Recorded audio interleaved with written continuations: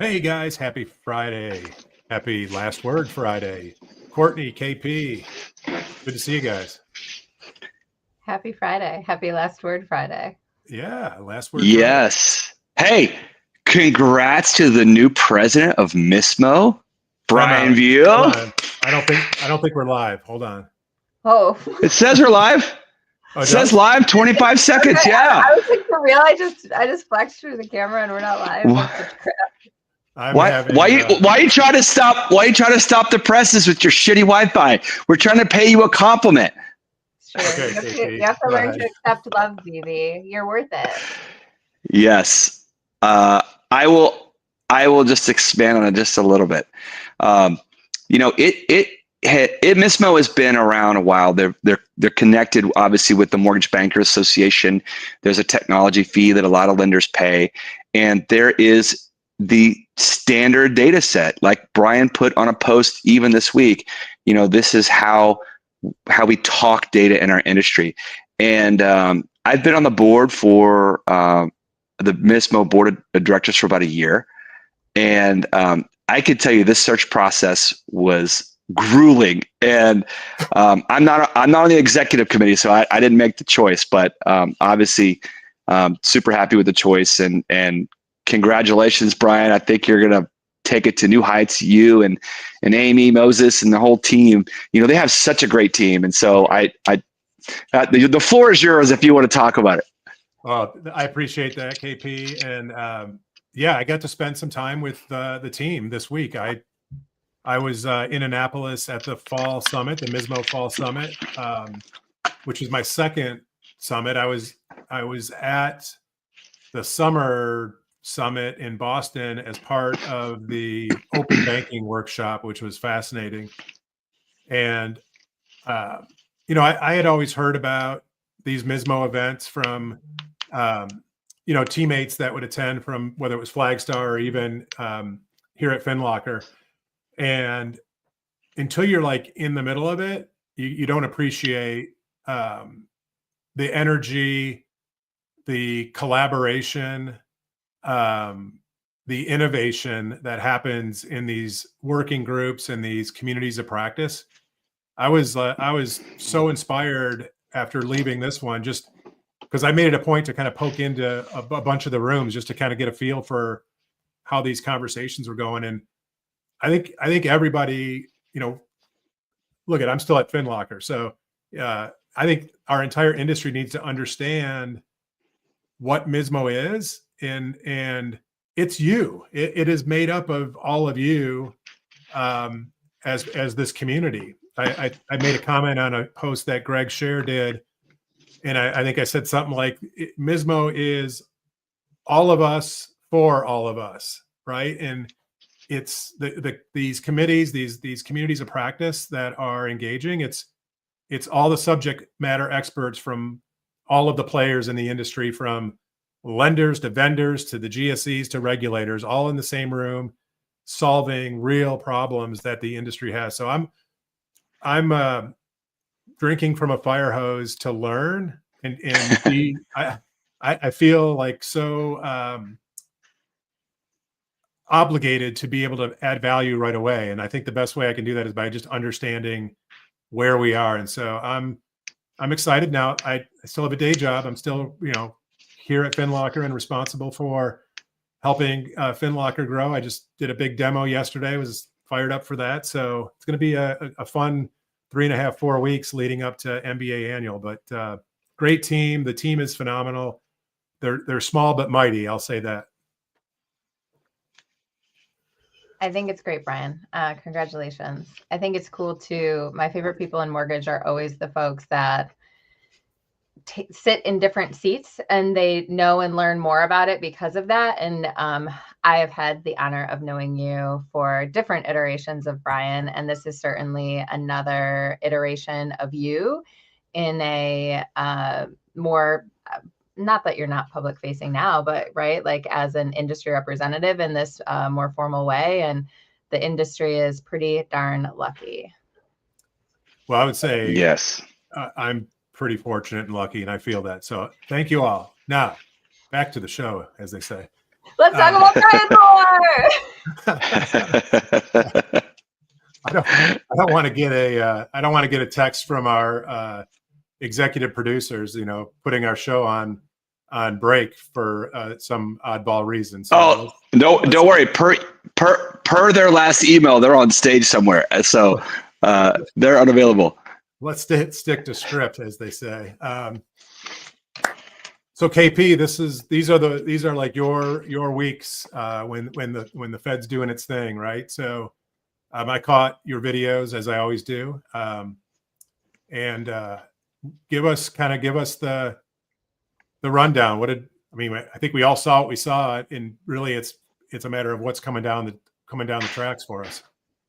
Yeah, I think this rate cut, just like last year's rate cut, was very expected going into the meeting.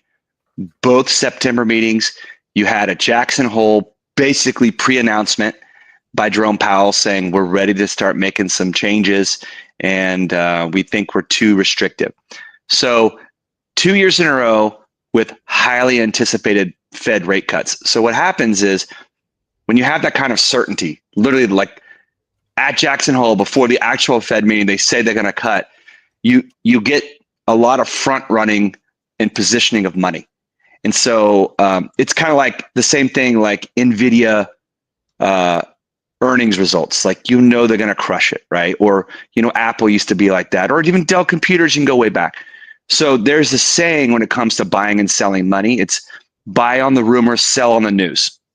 So as soon as the news hits, the cut happened, and whatever news that came out, you start to see rates just kind of trickle up a little bit. And that's okay, just natural profit taking. I would also, maybe you want to say that rates aren't doing as well because it was a hawkish cut or some of the comments were hawkish. But I think the bottom line is like, we've had really good improving rates for 4 months, especially since July 3rd. So especially really for over 2 months, they've just been getting good. I mean, you're at 11-month lows. I see headlines saying near two-year lows, but actual 11-month lows. And so rates are good, and people are locking. Our lock pipeline, we locked $1 billion in loans through yesterday. And again, we're nobody. I'm just using numbers as an example. I'm not trying to brag. There are plenty of people bigger than us, like Courtney and team, and there's plenty of people smaller than us that probably think I'm bragging. I'm just throwing the number out.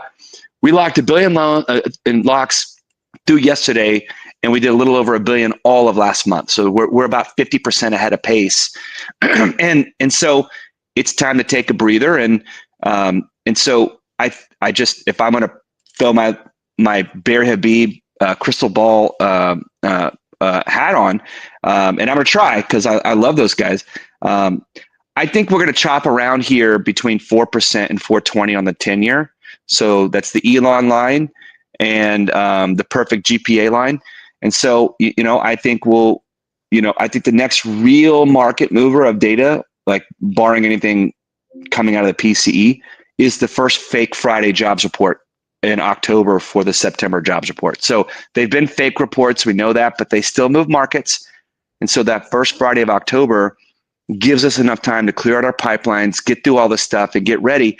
Because if that's a weak September jobs report on the first Friday of October, if it's weak enough, it can move us down below the 4%. And if it's actually surprisingly strong, like last year in October, after a Fed rate cut, we could go above 4.20 and rates could get worse. So I think that's the next big market mover. And I'll just shut up and let you guys talk.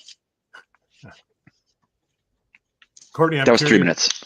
Yeah, I'm curious, Courtney, from your seat, what you see. So KP talks about the surging rate lock volume, right? At what point do you start seeing kind of frenzied activity inside the servicing side of the world? No, I mean, our payoff volume increased in servicing dramatically on Tuesday. On Tuesday, all of a sudden it went right. And on Monday, I'm finally learning IMB, and I'm doing this to myself. We sent out a very specific reminder of how to request those payoffs in the new system to hopefully limit the noise. And because I was like, oh, this is gonna happen. Okay, we gotta. Anyway. Always talk first, remind, so that you can always forward an email to say you didn't read my email. That's one of the rules, one of the main rules of IFE. That's actually pretty good. That's pretty good. They've given me a run for my money here, I'll tell you that much. But the good verbal contracts are binding in some states, but clearly not at CMG servicing. Yes. Well, so the cool thing too is, and you guys know that I feel like I don't know. Brian's the president of Mismo now, so does that mean I'm not yet? But I'm not the resident nerd anymore. So I have until October 16 to stay in my nerd role on the team. Okay, so until then, the funny thing is that, you know, I think that any rate cut gives so much hope to the sales community and mortgage, right? And so everybody gets really excited. And so certain people get more excited than others. And then certain people want what is true about a person's financial circumstances before right now. And I have a question, KP, for you at the end of this, right? That maybe, you know, things on a credit report can change because they're not exactly true. Like, did my client actually have a loan mod in the last 12 months? Right? I would think that the people experiencing maybe the most squeeze in affordability in their new homes are the ones that are going to run to the refi line fastest. And I have a hypothesis. This is anecdata. This is not based upon anything other than what I'm just seeing in a portfolio in the marketplace, right?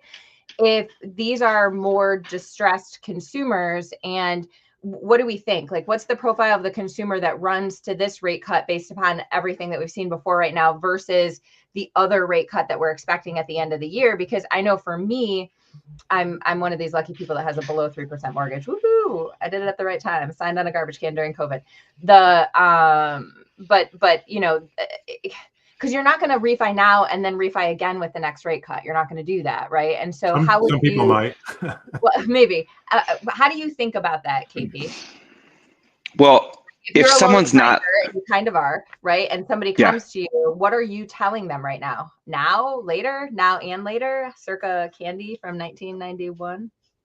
Yeah, I always say, well, first of all, to your point about a distressed borrower, as long as they're not late or not, you know, in any kind of distress where they wouldn't get approved for the loan, obviously, you know, that gets into default servicing. That's your bucket down there, right? So, which of course we do that too. But so you cannot predict the future. Right. So you know, so this could be again like last year. Tuesday could be the peak of rates. You know, it could be like the best they're going to be all year. Like, I don't know that, right? And so what I would say to a consumer is, if there is a net tangible benefit and you have the ability to repay, and it makes sense for you to refinance your loan you did in the last 3 years at today's rate, you can save some money, skip a payment, then let's do it. If rates fall further, I have to wait at least 6 payments to take another crack at it. Yeah. See, I should do an email about that. Yes. So that's it. And so that's what I would do.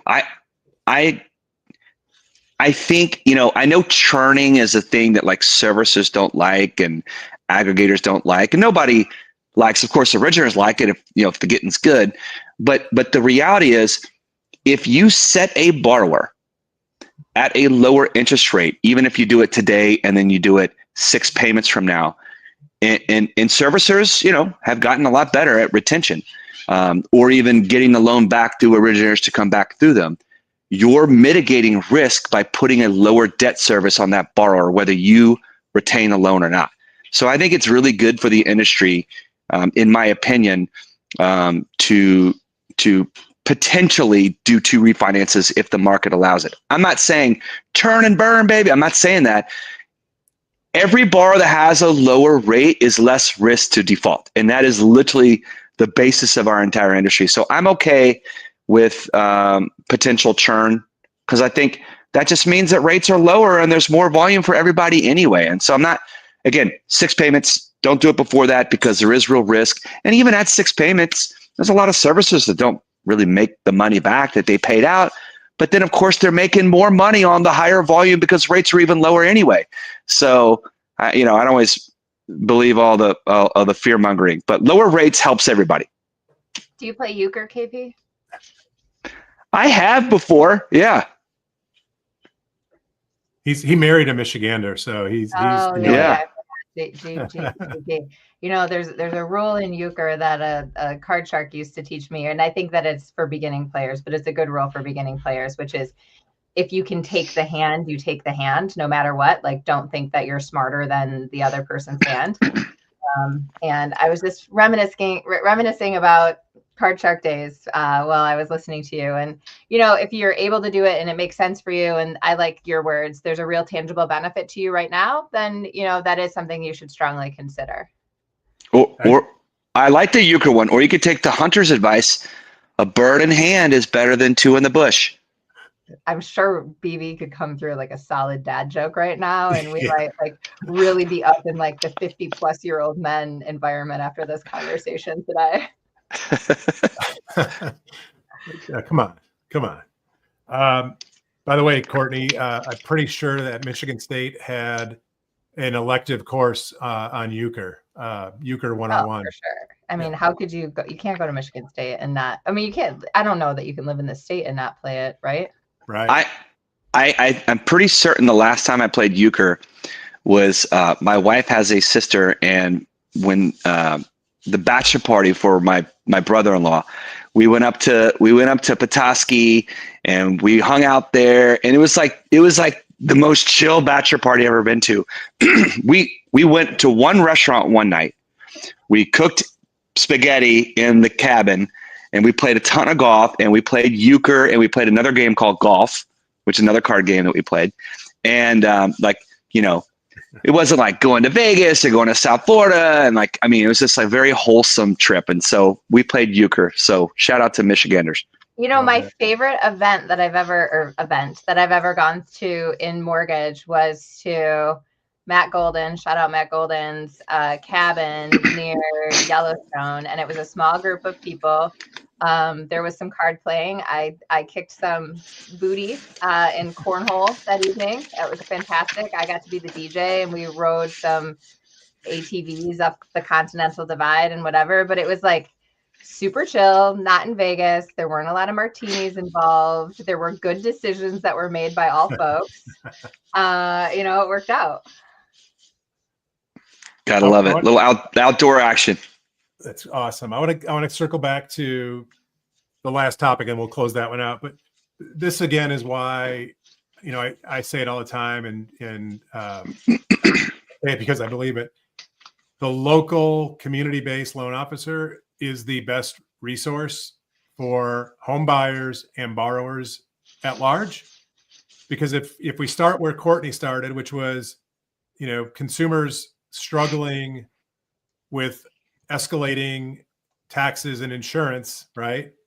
Causing and inflation and all the other stuff that's kind of happening at once, a quarter, any kind of reduction in rate that frees up cash flow can be meaningful for that particular situation. And, a local, community-based, loan professional mortgage advisor that truly leads with education, empathy, compassion first is going to identify and hear those signals and signs and be able to walk somebody through a process so they do make the best decision possible. So that's all I want to say about that, as Forrest Gump would say. Hey, amen. You were running.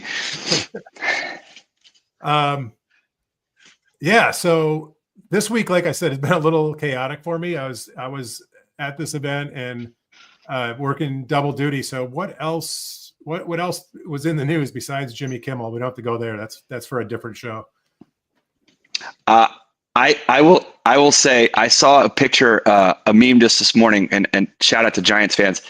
It was a picture of Matt Prater kicking a field goal so far left of the upright. It said ABC pulled Giants games after Matt Prater kicks so far left. Anyway, no, I think the Fed drama. I think the Fed drama on the board is important. I don't like the independence of the Fed being attacked personally.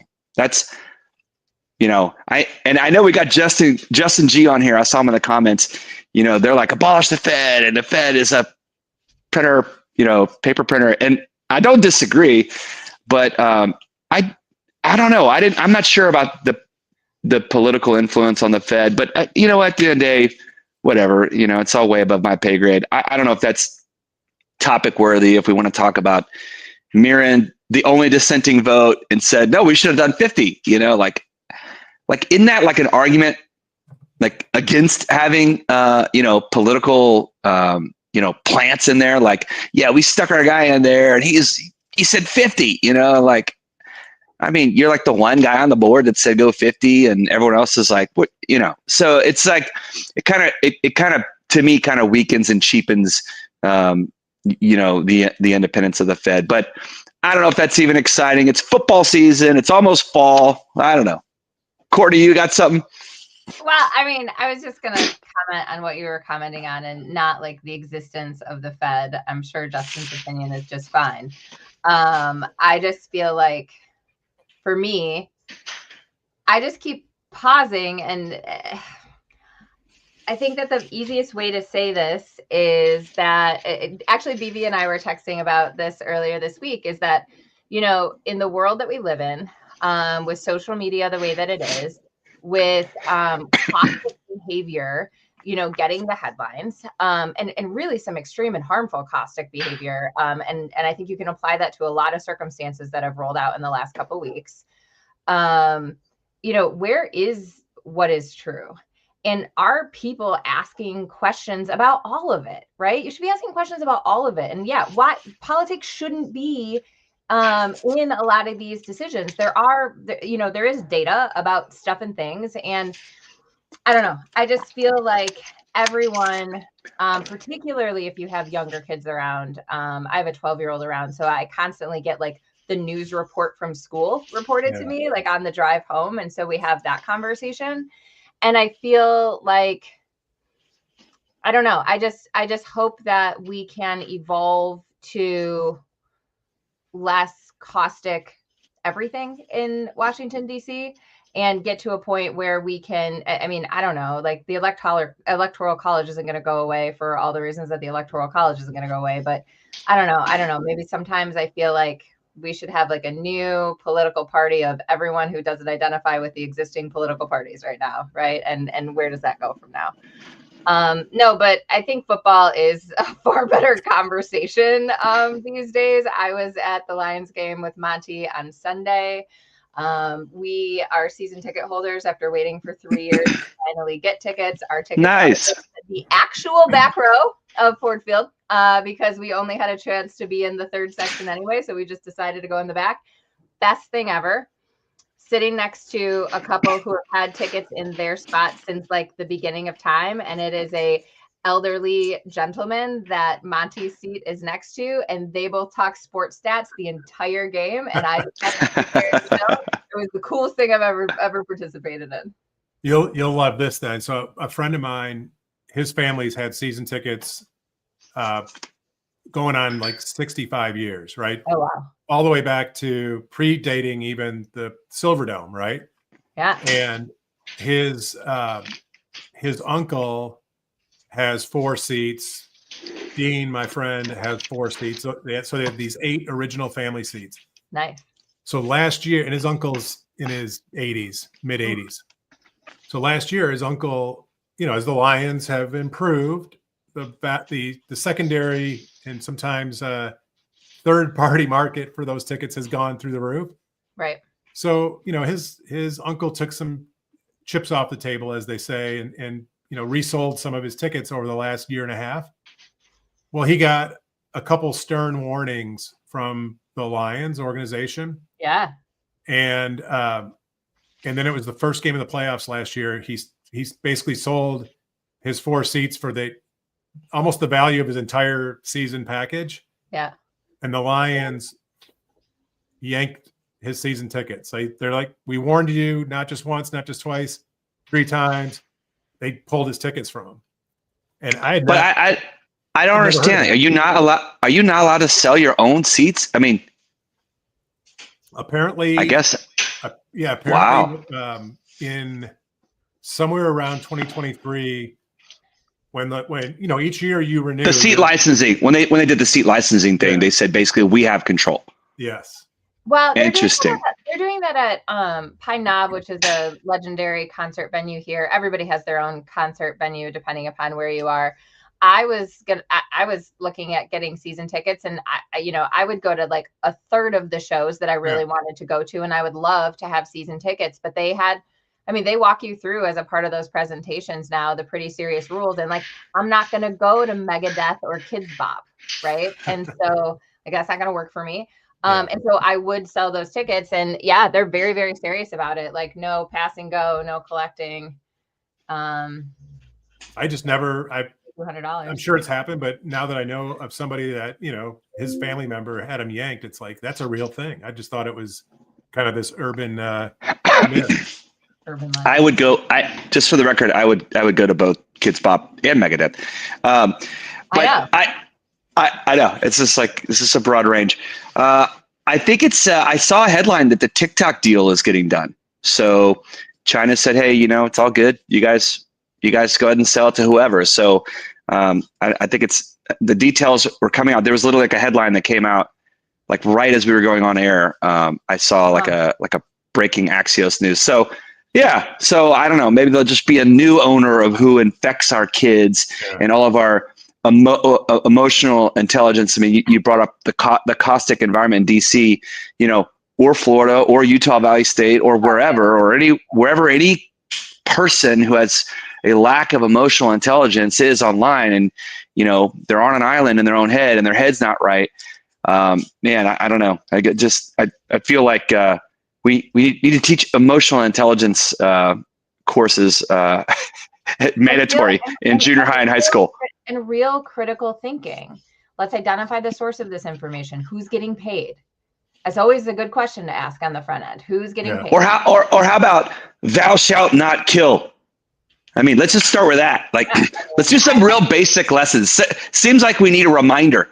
I mean, I think we can even pull from the earlier religions on that one, right? Like, I feel like everybody says like, let's not do that, and I agree. Yep. Well, we took this one. We took this one to a dark place. Right, yeah, the olden times. Yeah, as my kids like to say, hey, Dad, when you were a kid in the olden times, did you? I'm like the olden times. What is this Oregon Trail on the computer? I mean, what are you talking about? The olden times? Like I was born in the like 76, and I was like rock and roll in the 80s, and like the olden times. Anyway, it's all perspective. I used to work for a guy, and he would say when Moby Dick was a guppy, that was his reference to the olden times. So Herb Lewis, who runs our wholesale, he's our director of wholesale. He was there when there was one countrywide wholesale office. He likes a joke. He goes, "I'm 2 days older than dirt." I don't want to know how old he is. From 50 to 55 plus on this show today. Welcome, Roman. It's nice to meet you. Did I tell you we're sponsored by Reverse Mortgage? Oh no. I just had a great conversation. I just had a great conversation with KJ, who just took a job over at West Cap Lending. They had a dinner here. They're a local correspondent lender broker shop, and we were talking about HECMs, and I think the reverse purchase is such an underutilized product. Like, let's just say, Brian, that you finally want to like give up and you want to downsize that huge Michigander house you have. All right. I know. I've seen the leaves of the pool. They're coming. I know it's a real pain in the ass. Your kids are out of the house. So you sell the house, you put 50% down on your next house, and you never have a principal and interest payment ever again. Like, that's pretty awesome. Yeah. So anyway. I've been spending a lot of time with Jesse Allen. Jesse just took a role at Rate to head up their active adult lending channel. And so we've been spending a lot of time together, really understanding that product. So it's a real deal. I think that scenario you just painted, KP, it's real. I mean, I looked at the math. It's pretty amazing. I'm not old enough though. I don't qualify. Guys, great Great show as always. We missed you, Christy. I know you're out there watching, listening somewhere. But we'll be back next Friday for the last word, a Chrisman commentary. We're the end of the week bookend for the I don't know, 7 or 8 shows that seemingly are on the Chrisman network. So thanks everybody for tuning in. We appreciate the folks that engage with us during these calls, these shows, whatever we call it. And guys, have a great weekend. Go Lions. Go Lions. Go Cowboys. Beat the Bears. Yeah, beat the Bears, please. Beat the Bears.